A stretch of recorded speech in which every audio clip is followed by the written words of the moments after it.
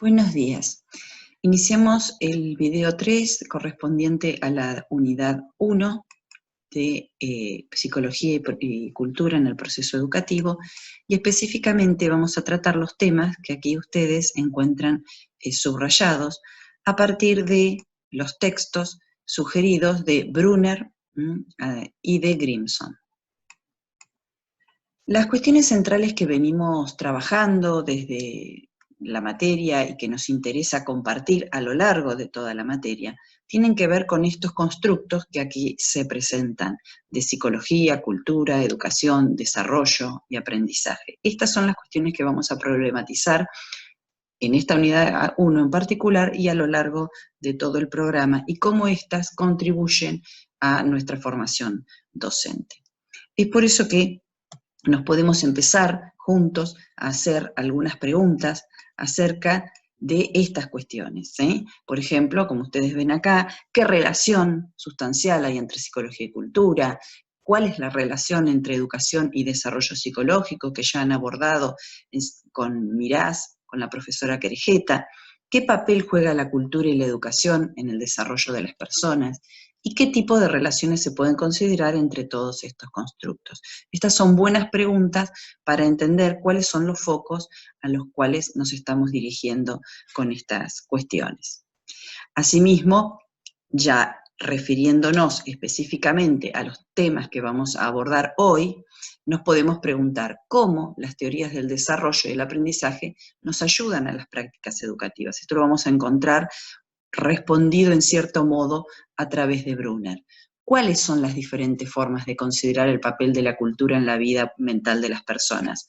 También vamos a encontrar algunas respuestas en el texto de Brunner. ¿Y qué hay que tener en cuenta, ¿no?, en una perspectiva culturalista para el abordaje de las prácticas educativas? Y aquí vamos a encontrar también algunos aportes desde Grimson, que si bien su planteo no está pensado para lo educativo, nosotros podemos obtener algunos aportes de esta forma de mirar la cultura para pensar las prácticas educativas nuestras.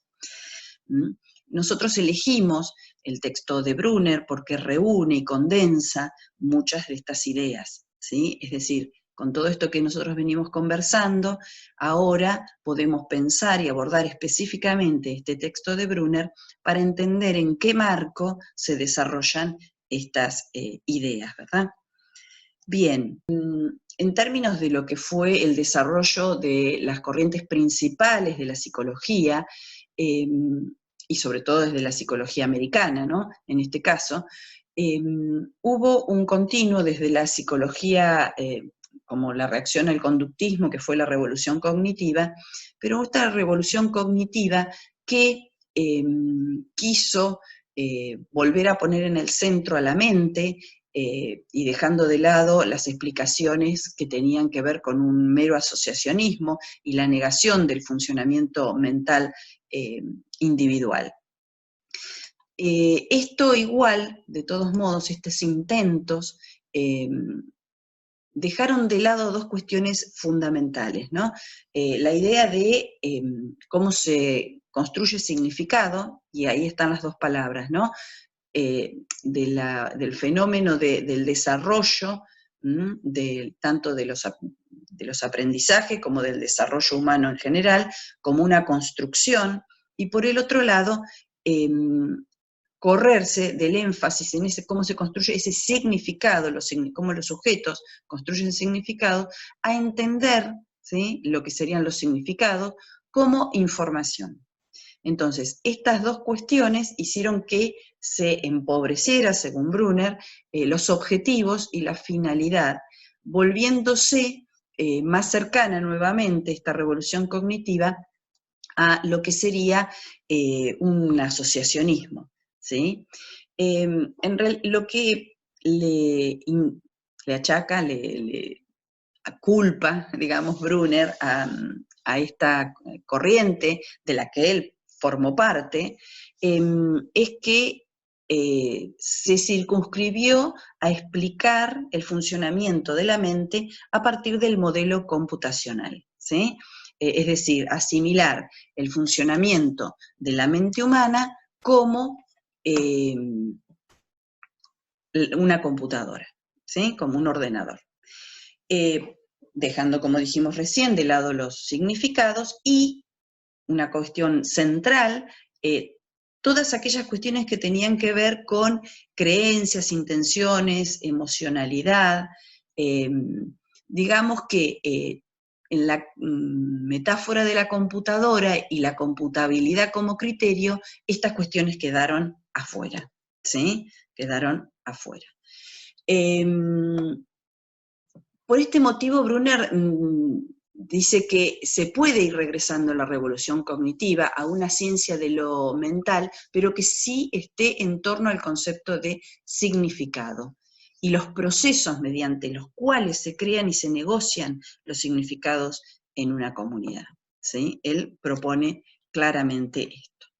Él, antes de abordar la posición que él va a proponer, dice, porque es interesante esto desde el punto de vista educativo, así como hay una, la posición de la psicología cultural va a derivarle ciertas propuestas de tipo educativo, también él señala que los modelos computacionales tienen sus derivaciones educativas. Y él, si ustedes observan en el texto, detenidamente, porque a veces uno pasa desapercibido, por eso nos detenemos un poquito a mirarlo, señala, ¿sí?, el computacionalismo, muy cercano al asociacionismo, que asimila la estímulo-respuesta con input-output, entrada-salida, ¿sí? Es decir, una caja negra, es decir, hay una entrada, una caja negra y una salida. Después, aquellos que dentro del computacionalismo realizan lo que se llaman protocolos descriptivos, se trabajan mucho con las personas pensando o dando explicaciones de cómo resolvieron un problema, entonces hacen protocolos descriptivos de cómo es un pensamiento, un razonamiento, una argumentación correcta. Y entonces se van viendo cómo, sobre la base de las formas de estos protocolos descriptivos realizados en base a los expertos, se puede enseñar a los novatos a realizar ese mismo camino o a desarrollar esas mismas habilidades que tienen los expertos.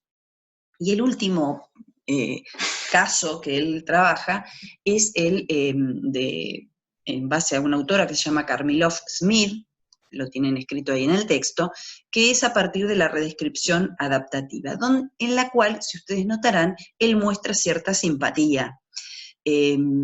Porque, bueno, es una forma bastante novedosa de recuperar, ¿sí?, de distintas experiencias del sujeto, ¿sí?, una nueva configuración, ¿sí?, porque por eso es redescripción adaptativa, de aquellas descripciones, fíjense que el anterior era protocolos descriptivos, de aquellas descripciones de diversas situaciones que vive el sujeto, ante una nueva situación se hace una redescripción adaptativa utilizando los elementos que se aprendieron en otras situaciones. Como esto facilitaría lo que se llama en los procesos de metacognición, es decir, a saber usar el conocimiento que uno tuvo de una manera nueva, ¿sí?, a poder conocer como conozco, entonces adaptar y reconfigurar las situaciones y mejorar las posibilidades de aprender o de desarrollarme en una situación particular, él la toma como una de las más auspiciosas posibilidades educativas dentro de esta mirada que sigue siendo de la psicología cognitiva el área del procesamiento de la información. Esto él lo presenta también en el texto, porque es importante ver cómo él dice que a determinadas formas de ver la mente humana tenemos estas propuestas que pueden ser educativas, ¿no?, de cómo entendemos y cómo explicamos, cómo entendemos las formas de funcionamiento de la mente y cómo esto se puede derivar en formas de enseñanza y aprendizaje también. Por eso él va a decir que, bueno, la propuesta de él no está allí, entre estas propuestas, sino justamente está en proponer la psicología cultural, ¿verdad? Esta propuesta de proponer la psicología cultural, tenemos que hacer foco en el texto de él acerca de cuál es el objetivo, ¿no? Fíjense que es descubrir y describir, ¿no? Dos cosas fundamentales. Cómo se crean significados las personas a partir de su encuentro con el mundo, y en este a partir de su encuentro con el mundo, tengan claro la intersubjetividad, para luego proponer, dice, hipótesis acerca de los procesos de construcción de esos significados, ¿sí? Es decir, cómo se construyen los significados. Es la pregunta, la propuesta y lo que debemos preguntarnos desde una psicología cultural. Todo esto nos lleva a los elementos claves para recuperar del texto de Brunner con respecto a la psicología cultural. La primera es la que llamamos el argumento constitutivo, esta cuestión de que la cultura y la mente son mutuamente constitutivas, ¿sí? Es decir, la mente se desarrolla, o las funciones psicológicas superiores se desarrollan a través del encuentro con la cultura. Y la cultura también es fruto de la acción de los sujetos, de sus procesos psicológicos superiores, ¿no? de los sujetos. Hablábamos recién del encuentro de los sujetos con la cultura. Ese encuentro no es solamente con las cosas, con el entorno, sino fundamentalmente es un encuentro intersubjetivo con otros, es un encuentro social en una comunidad, con un montón de prácticas. O sea, hablamos temprano de cuando la especie comienza este desarrollo cultural de la mente a partir de esta piedra angular que es la teoría de la mente, la posibilidad de configurarse por qué, cómo y por qué hace alguien algo, cuáles son sus intenciones, sus creencias, y hacer la configuración del otro y de sus intencionalidades que le permite apropiarse de eso y aprender del otro y esta posibilidad de transmisión cultural. Y otra de las cuestiones que nos aporta Brunner es la propuesta de la psicología popular como forma de explicar los significados de lo que hacemos. Es decir, preguntarle a la gente cómo explica y cómo da cuenta de por qué hace lo que hace, ¿sí? Él entiende por psicología cultural la forma en que la gente organiza, ¿sí?, sus experiencias, la forma en que entienden el mundo, en la forma en cómo lo habitan, ¿sí? La psicología popular es la explicación que da la cultura, el motivo por el cual hacemos lo que hacemos, lo que hace que los seres humanos funcionemos de una u otra forma. ¿Sí? Y él dice que es allí donde vamos a encontrar las formas de construcción o de creación de significado de los sujetos. Otra cuestión central que él plantea es que la psicología cultural se tiene que ocupar de la acción, que sería el equivalente de las otras teorías a la conducta. Acá sería la acción, ¿sí? Pero una acción situada, ¿sí? Es decir, siempre en un escenario cultural particular, ¿sí? Y acá es interesante porque es la tensión permanente que van a encontrar en él más claramente que en otros culturalistas. Él lo vuelve a decir una y otra vez, sin implicar la prescindencia de las experiencias o búsquedas de universales humanos, ¿sí? O sea, él dice que hay universales humanos, ahí tenemos otras posiciones culturalistas más extremas que no lo plantean la existencia directamente de universales humanos.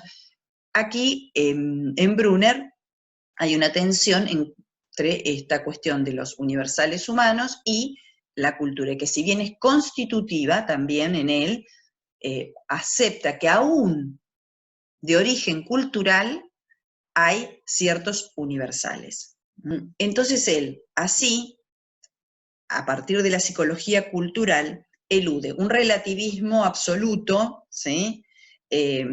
y también, él dice, superar las trivialidades del transculturalismo. Recuerden que el transculturalismo hablaba de variaciones culturales de leyes universales de la conducta, ¿sí? Él dice que no es necesario, no es así. Él tiene una visión culturalista de base fuerte, en donde cada cultura produce o da lugar a desarrollos apropiados a esa cultura, o que se desarrollan apropiadamente en esa cultura. A toda esta visión del abordaje de la psicología cultural, de la psicología desde una perspectiva culturalista, así como vimos rápidamente algunas formas de ver el computacionalismo, 3 líneas del computacionalismo que podían pensarse algunas formas de cómo el sujeto aprende, también él propone a esta perspectiva culturalista algunas ideas que nos pueden ayudar a pensar desde esta perspectiva de psicología cultural los procesos o las prácticas educativas. Y propone 9 postulados, ¿sí?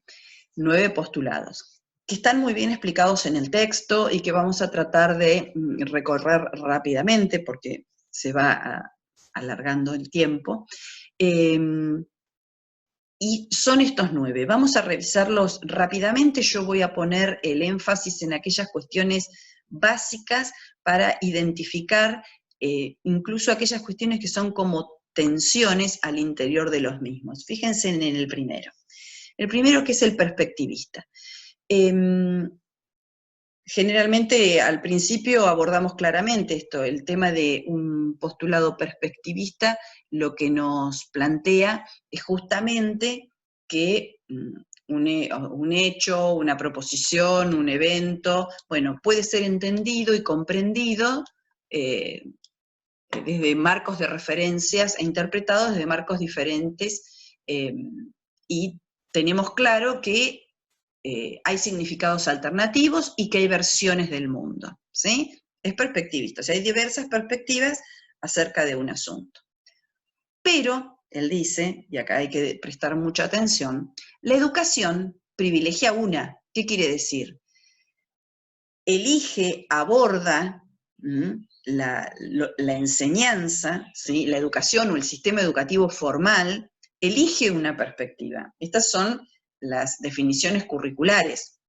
Nosotros tenemos un currículum que enseña desde una perspectiva, por eso las negociaciones y por eso la construcción curricular es una cuestión política también. Entonces, hay una perspectiva, se privilegia una perspectiva, ¿sí? Entonces, este principio que nos permite, como dice allí, entender que estamos en una sociedad multivocal, ambigua, plural, tolerante, pero que trabajamos en diálogo con esas historias y perspectivas subjetivas y las formas canónicas que aparecen, por ejemplo, en el currículo, ¿sí? O sea, esta tensión, ¿no?, entre lo perspectivista, el reconocimiento de lo plural y la tensión con las formas canónicas que, por ejemplo, están representadas en el currículum que nosotros enseñamos.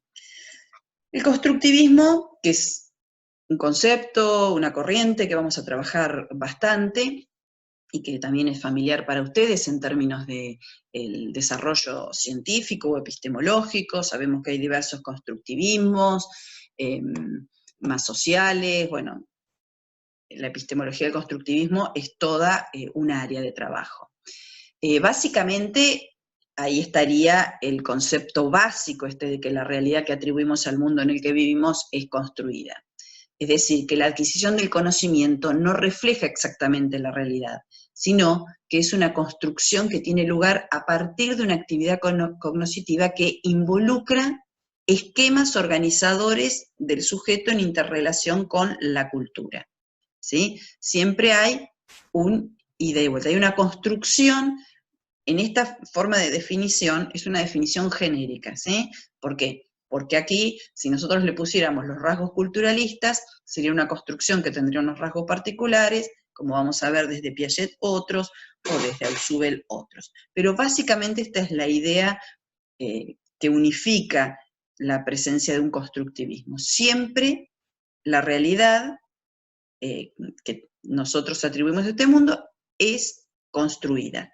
Construida por los sujetos porque en realidad es este diálogo entre las estructuras, esquemas del sujeto y la realidad con la que entra en contacto, ¿sí? Esto después lo vamos a ir refinando a lo largo del curso, en cada, o sea, qué tipo de constructivismo se presenta en cada una de las corrientes que vamos a ir trabajando. Otro de los postulados que presenta Brunner es el de los límites, que es muy interesante educativamente. Él marca los límites que son propios del funcionamiento de la mente humana, como por ejemplo las nociones de tiempo y espacio, que pueden limitarnos, nociones que ya tenemos y que, o sea, que son como límites a ciertas comprensiones, ¿no? Sobre todo en el mundo, por ejemplo, de la física, ¿sí? Que son límites importantes que tenemos.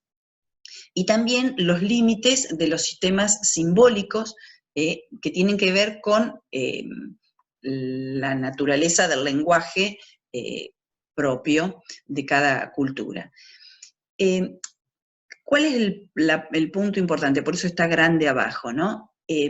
Para trabajar ambos límites, y acá viene la educación y la cultura, se debe pensar en ir más allá de la enseñanza de los contenidos, sino en desarrollar habilidades que se llaman metalingüísticas y de metacognición en los sujetos. Es decir, por ejemplo, las de metacognición en el primer caso, es tratar de identificar cuáles son esas ideas previas que obturan, dificultan, cómo es mi modo de abordaje de la realidad que dificulta o obtura la posibilidad de comprensión de un determinado fenómeno.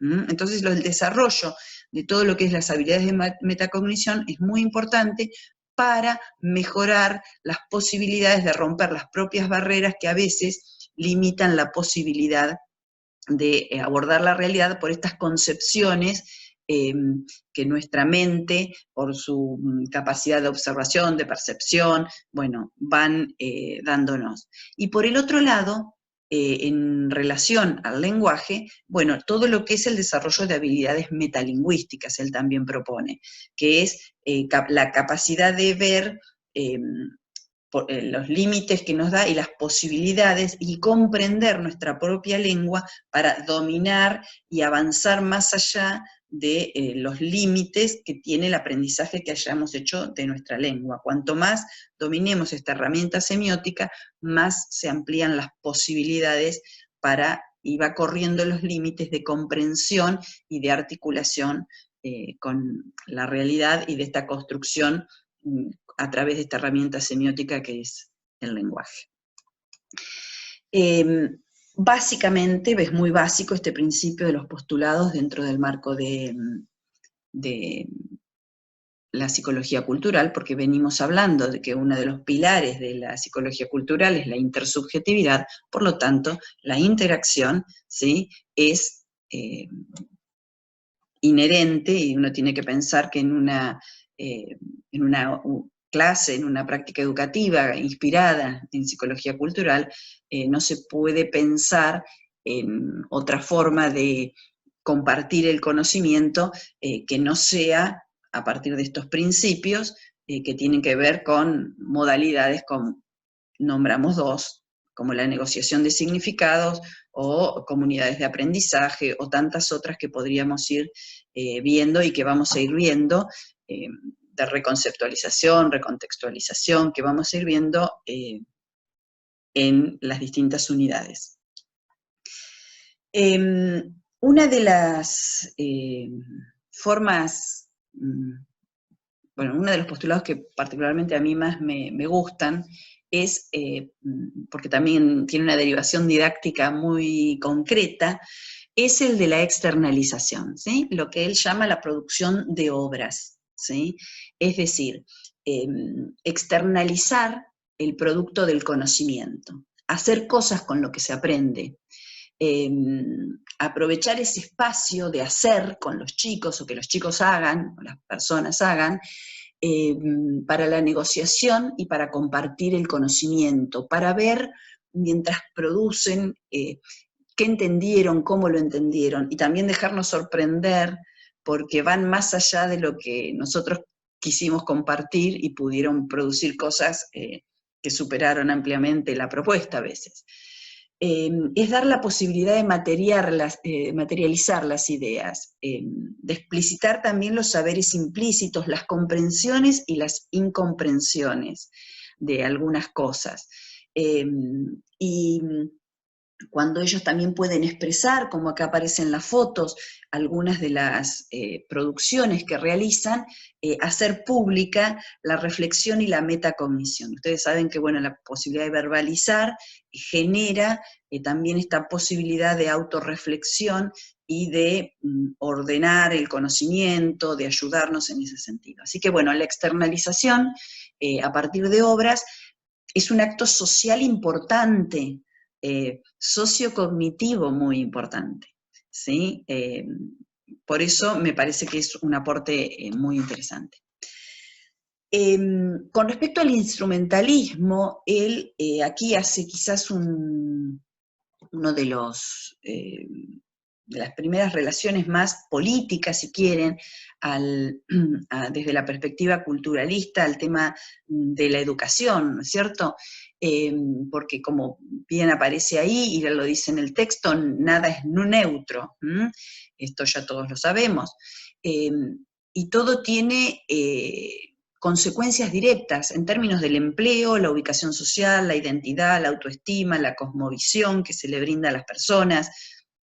Hay un impacto a futuro en la vida de las personas, y las herramientas culturales que se le brindan en la escuela, por ejemplo, deberían llevar íncitas estas preguntas, ¿no? Bueno, porque ¿qué se valora en el contexto? ¿Qué oportunidades da? O sea, este instrumento, esta herramienta cultural que le estoy brindando al sujeto, ¿qué valor tiene? ¿Sí? Esto es central. ¿Qué valor real o cómo puedo hacerlo valioso? ¿Cómo puedo configurarlo valioso en términos de la formación del sujeto? Y acá él plantea que a veces cuando pegamos mucho a la zona o a la realidad cultural local de un espacio, respetando en cierto sentido la multiculturalidad, corremos el riesgo, o sea, por un lado es propio respetar la cultura, pero con el riesgo muchas veces de fragmentar, hacer una fragmentación social de la educación. Él advierte en este punto esto que es muy interesante, porque ya Pablo Freire decía que había que apropiarse de las herramientas culturales dominantes, en cierta manera, para poder ejercer todos los procesos también de liberación, ¿no? Apropiarse para liberarse, ¿no? Entonces, aquí hay que tener en cuenta los instrumentos que la educación, nuestra cultura, provee, bueno, hacernos estas preguntas y estar advertidos de estas cuestiones que no son menores, que son políticas, aunque a veces parecen solo pedagógico-didácticas en algún momento. Bien, en relación al postulado institucional, él, por supuesto, y en la misma línea de lo que veníamos hablando, considera, a lo Bourdieu parecería, ¿no?, la institución educativa como un espacio de reproducción social, ¿sí? No tengo que explicar demasiado esto, es decir, todos sabemos que cuando hablamos de reproducción social en la escuela, es que la escuela repite o duplica las diferencias ya existentes en la sociedad, ¿no?, entre los diferentes grupos sociales. Para eso Él propone analizar los procesos de escolarización, en tanto y en cuanto se conviertan en esto, en reproductores, ¿no? Analizarlos, criticarlos, desarmarlos de modo tal que en ese análisis de los procesos de escolarización podamos revelar estos procesos de reproducción y revertirlos, obviamente, es la idea, ¿no? Y porque muchas veces en la repetición, bueno, lo que nos pasa en las instituciones, de su funcionamiento histórico, sin crítica y sin revisión, bueno, se hacen funcionales a la fragmentación social y a la reproducción social del status quo. Por eso lo que sugiere es la utilización de herramientas como el socioanálisis institucional. El postulado de identidad y de autoestima, donde acá recuperamos un poco su mirada más sobre el individuo, sobre el sujeto, sobre la persona, es que la educación, según él, puede hacer dos cosas muy importantes por los sujetos. Por un lado, desarrollar procesos de afiliación, habilitación, inscripción social, que dan lugar a la construcción subjetiva y a la construcción del yo. Y por el otro lado, la posibilidad de ejercer, de llevar adelante, de poner en juego las capacidades del sujeto en una comunidad, ¿sí? O sea, es decir, la inscripción social y la posibilidad de desarrollarse en ese medio, ¿no? Y por el otro lado, la autoestima, que es la valoración de aquello, de lo que soy, ¿no? De mis posibilidades, de lo que creo que soy, ¿no? Bueno, hay una discusión ahí entre los psicólogos, entre la relación entre autoconcepto y autoestima, y la autoestima sería eso, el valor o la estima que yo tengo sobre lo que puedo hacer. En este caso, en términos, por ejemplo, educativos, ¿no? Que tanto se ha hablado históricamente de lo que se llama autoestima académica. Y el último es el de la narración, que en su modelo de trabajo es sumamente importante. Brunner ha desarrollado justamente a raíz de todo lo que es la psicología folk, la psicología popular, ha desarrollado lo que es la importancia de trabajar en las situaciones pedagógicas con la narración. Él dice que, bueno, que es la forma de pensamiento que se viene desarrollando desde niños, con historias, la forma que tenemos de explicar la vida, las situaciones, es integrándolas o desarrollándolas en torno a historias, ¿no? Entonces, se pueden utilizar al interior de las disciplinas para estas tres cosas que acá aparecen, ¿no? Para dar una idea de cómo se generó la disciplina, cómo se desarrolló, también para abordar el currículum, el espiral, que ustedes saben que va sucesivamente alcanzando mayor profundidad y más dimensiones de una temática, y por último, el tema de que la narración permite un proceso de reflexión, de pensamiento, de conocimiento autogenerado. La narrativa, entonces, él la propone que debe ser enseñada porque es una forma de pensamiento que permite aumentar la comprensión, y es un vehículo para crear significado, fundamentalmente, en términos de esta psicología folk o popular.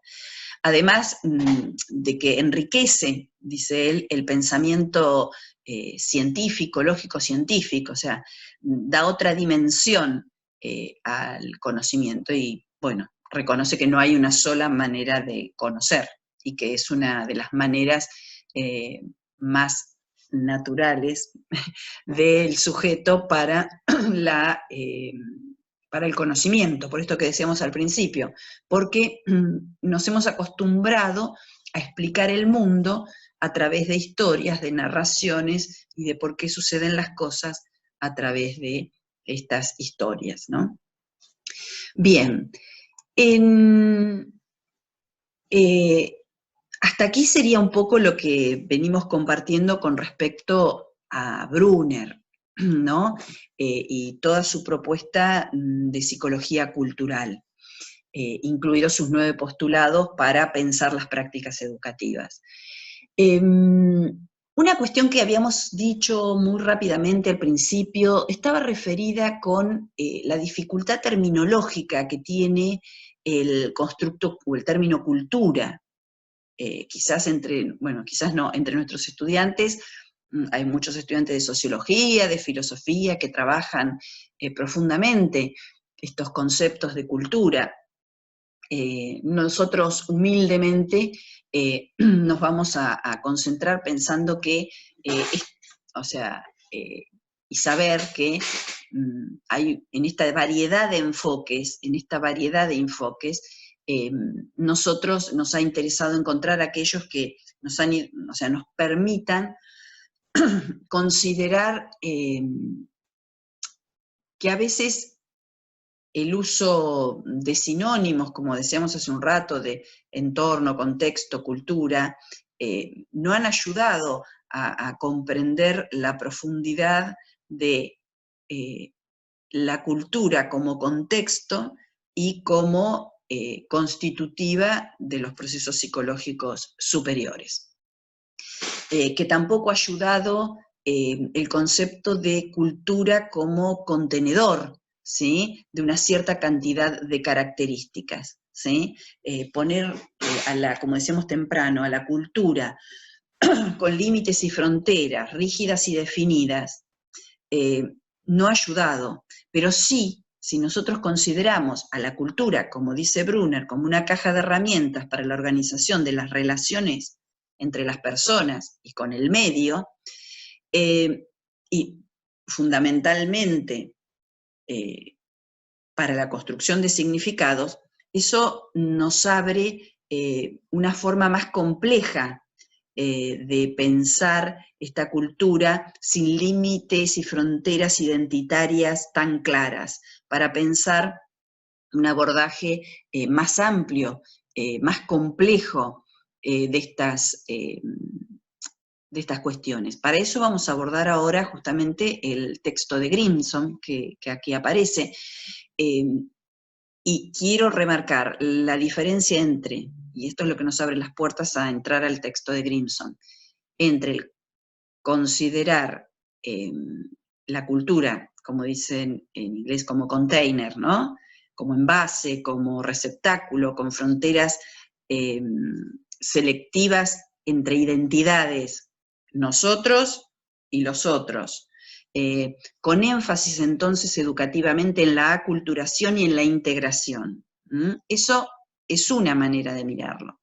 Nosotros estamos pensando desde esta psicología cultural en la cultura como una herramienta de relación, de interacción, de intersubjetividad, de colaboración, y que minimiza las fricciones locales, por ejemplo, por diferencias en las costumbres, ¿sí? Es decir, una mirada un poco más articuladora, que reconoce las diferencias y las tensiones, no las niega, pero que no marca esas diferencias limitatorias que en definitiva traen otro tipo de problemas. Y ahí ya entramos en el texto de Grimson, bien de lleno, ¿sí? Y ahí vamos entrando. Lo que decíamos recién, justamente, cuando decíamos esa diferencia entre los límites bien definidos y estos límites más borrosos, donde la cultura es una herramienta de relación, si nosotros nos mantenemos en esa mirada rígida de las culturas con fronteras rígidas, entramos en una posibilidad de fundamentalismo cultural, ¿sí? Él dice en algún momento que las culturas terminan siendo en la actualidad como lo eran las razas antes. Bueno, ahora estamos en situaciones como en Estados Unidos, que bueno, parecería que no era tan antes. Pero bueno, la idea de la cultura, un fundamentalismo cultural, que enmascara en una cierta multiculturalidad mecanismos de exclusión, ¿sí? Que, como dice ahí, ¿no? La política de la diferencia tiene muchos problemas cuando la diferencia segrega en ustedes estén allá, vivan su cultura, pero estén allá, ¿sí? Bueno, ¿cómo se establecen estos vínculos entre nosotros y los otros, verdad? Para esta mirada que decíamos recién más compleja de no concebir la cultura como un container, como un envase, como un espacio limitado donde todos los que están ahí adentro tienen una identidad monolítica, o sea, tiene ciertas características, entender otra manera la cultura, la propuesta sería esta, ¿no? Pasar la noción de cultura a través de estas nociones que presenta el texto, que son las de heteroglosia, heterotopía, heterocronía, desigualdad, poder y historicidad, que ya las dijimos anteriormente de otra forma. La heteroglosia, ustedes ya saben, es la forma, sobre todo los de letras que trabajan con Bakhtin, algo puede ser dicho de diversas formas, enunciado de distintas maneras, ¿no? Es decir, no todo se interpreta, se significa de la misma manera. La heterotopía y la heterocronía hacen referencia a estar en distintos lugares y en distintos tiempos también. Que al interior de una configuración cultural hay desigualdad y hay poder, y que se desarrolla en el tiempo, es histórica. Esto nos ayuda muchísimo, y para esto convoco a otro autor que habló antes que Grimson de configuraciones culturales. Ahí me falta una P en la palabra pluralidad. Pero lo que les quería comentar es que este autor nos ayuda, porque al abordar en el mundo de la escuela, desde la antropología, bueno, y desde una perspectiva culturalista, este autor, que es historiador, sociólogo y trabaja desde la perspectiva antropológica, nos brinda esta claridad para redefinir esta mirada de cultura, ¿sí? Como configuración. Él dice que es ilusorio pensar en una pluralidad, esto que venimos diciendo, de culturas como entidades discretas, ¿sí? Como cuestiones bien separadas y lógicamente consistentes, dice él, altamente integradas, consensuadas hacia adentro, resistentes al cambio, o sea que siempre son lo mismo, esta cultura siempre permanece de la misma manera. Enfatiza al interior de estas el cambio, el hecho de que si las pensamos como configuraciones culturales, son fundamentalmente contradictorias internamente, incluyen elementos y significados que están en disputa social. Esto es interesante porque tiene que ver con las características que Grimson nos daba recién. Por eso estos elementos que ustedes ven en el PPT, ¿sí? Es decir, el análisis entonces de la dimensión cultural no debe estar focalizado en pensar la cultura como un sistema cerrado, sino que la configuración cultural nos permite pensar configuraciones que están acopladas, pero laxamente, ¿sí? Delimitadas por fronteras difusas y permeables, ¿sí? Estas configuraciones además están sujetas a cambio constante, por eso son históricas, y no tienen una coherencia inherente, esencial, sino que es más bien una coherencia que está relativa a las formas o a las tramas que pueden ir presentándose de acuerdo a las instancias sociales en las que se concentra el poder, y que organizan de alguna manera, en un tiempo específico, la situación. No quiero irme tanto antes. Esto, en referencia a las instituciones educativas, es interesante porque, en general, lo que transmite la escuela es como una coherencia cultural total de la institución educativa. Y esto no es así, no hay una cultura escolar general de todas las instituciones educativas,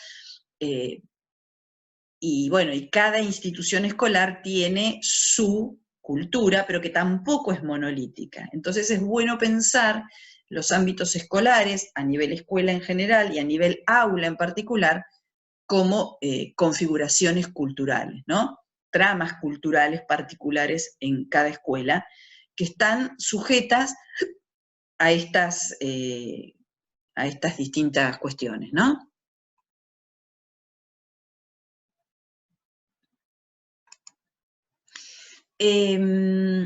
Grimson va a marcar estos elementos, que yo se los marco solo como puntos de lectura, yo no me voy a detener en esto, a la existencia de configuraciones nacionales, con sus características. Yo sí me voy a detener en esto porque sigue siendo tributario de las formas que podemos tener nosotros para entender la escuela y el aula, como estas configuraciones culturales. Y estos rasgos o elementos son importantes para tener en cuenta. Por ejemplo, esta cuestión de que son campos de posibilidad e imposibilidad. Es decir, que en una configuración cultural se dan ciertas circunstancias que hacen posible algo o lo hacen imposible. Es decir, en un determinado tiempo y espacio era posible determinada cuestión y hoy es imposible que suceda dada la evolución de ciertas corrientes de pensamiento. ¿Sí? Hay millones de ejemplos. Quiero creer que un campo de imposibilidad en nuestro país es regresar a una situación como la dictadura del 76. Entonces, esos campos de imposibilidad, porque la sociedad, o sea, hoy es un campo de imposibilidad, y había ideas que hacían que fuera un campo posible, una configuración cultural que hacía posible ciertas cuestiones, y en otras que sea imposible, ¿sí? Es decir, de eso se trata cuando dice que son campos de imposibilidad o de posibilidad. Hay una lógica de interrelación, es decir, hay un mínimo, ¿sí? Que entre las diferencias, esto que decíamos hoy temprano, de relación, ¿no? Con esto de la cultura como herramienta de relación. Hay una posibilidad de interrelación, hay una lógica posible de interrelación que la constituye como una configuración, pero que sostiene y mantiene la heterogeneidad, la diferencia. Y esto está ligado al punto siguiente, que es decir, poseer una trama simbólica común, tener significados compartidos, ¿sí? Como otros aspectos culturales que se comparten y nos permiten generar esa trama común, ¿sí?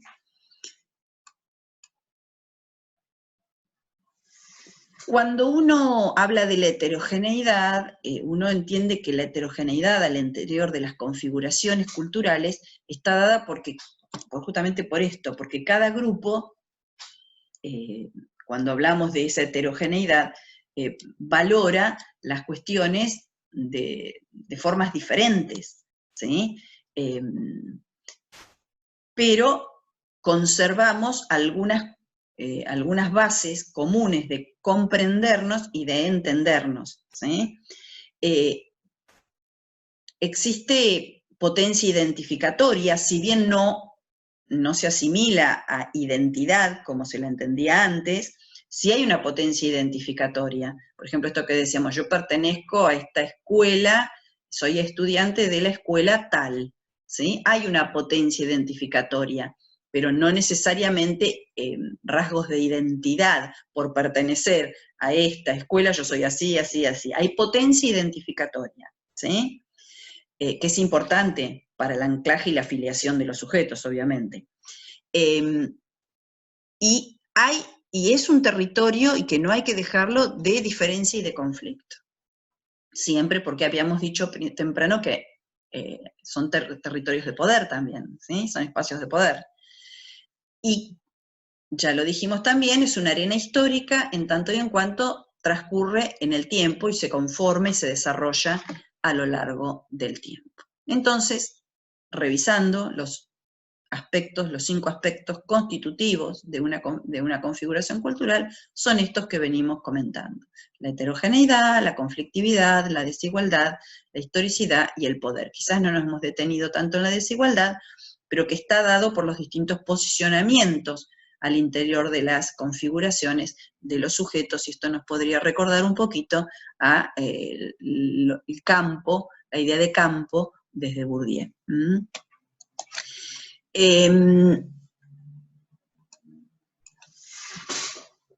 A mí esto me parece interesantísimo desde una mirada de cómo considerar a los sujetos al interior de un espacio, o una configuración cultural, como puede ser la escuela o como puede ser el aula.